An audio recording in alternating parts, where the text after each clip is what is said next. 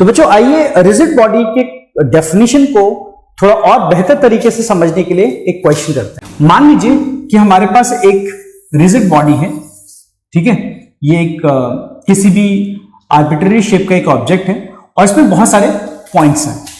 मान लीजिए कि इस रिजिड बॉडी का मोशन इस तरह से हो रहा है कि किसी एक पर्टिकुलर पॉइंट लेट्स से ए की वेलोसिटी मान लीजिए va है इस डायरेक्शन में, और एक कोई और पॉइंट लेते हैं लेट्स से पॉइंट बी इसी बॉडी के अंदर, और उसकी वेलोसिटी मान लेते हैं ये है vb, ठीक है। तो va एक पॉइंट का जो मोशन है, जो उसकी वेलोसिटी है वो इस डायरेक्शन में है और दूसरे पॉइंट की वेलोसिटी इस डायरेक्शन में है। और अगर इन दोनों पॉइंट्स को ज्वाइन करते हैं तो मान लीजिए ये line of joining there centres है, ठीक है।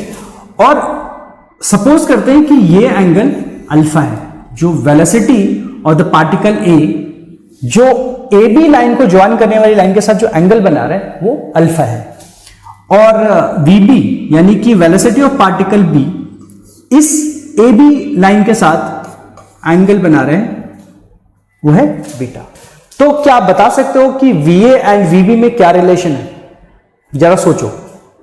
आप लीनियर मोशन में अगर हम चलते हैं और मान लेते हैं कि दो ऑब्जेक्ट है हमारे पास, ठीक है, दो ब्लॉक ले लीजिए, ठीक है, दो ब्लॉक है और ये एक स्ट्रेट पाथ पे मोशन कर रहा है। इनके बीच का सेपरेशन लेट्स से 10 मीटर है और इसके बीच का सेपरेशन चेंज नहीं होना चाहिए।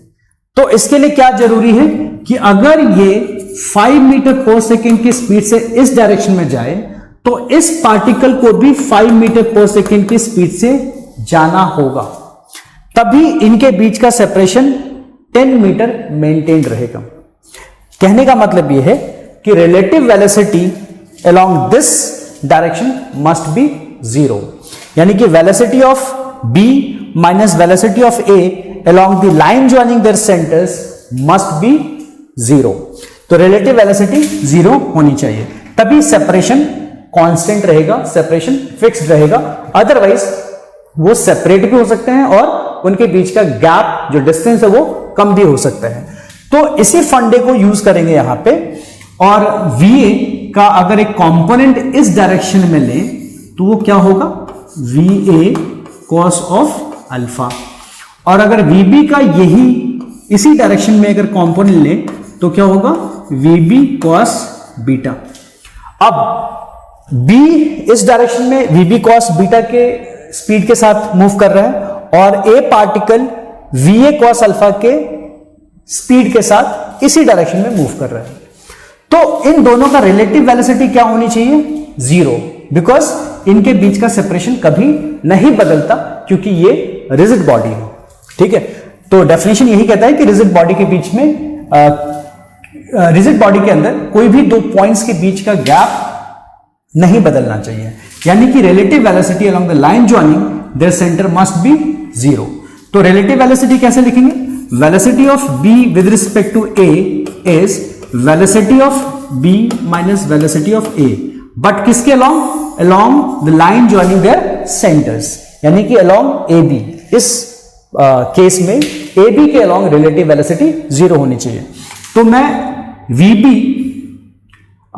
Velocity of b along this line is vb cos of beta, and va का पार्टिकल a की velocity along this direction is va cos alpha.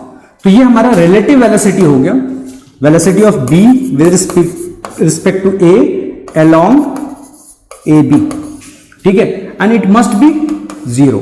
So vb cos beta equal to va cos alpha.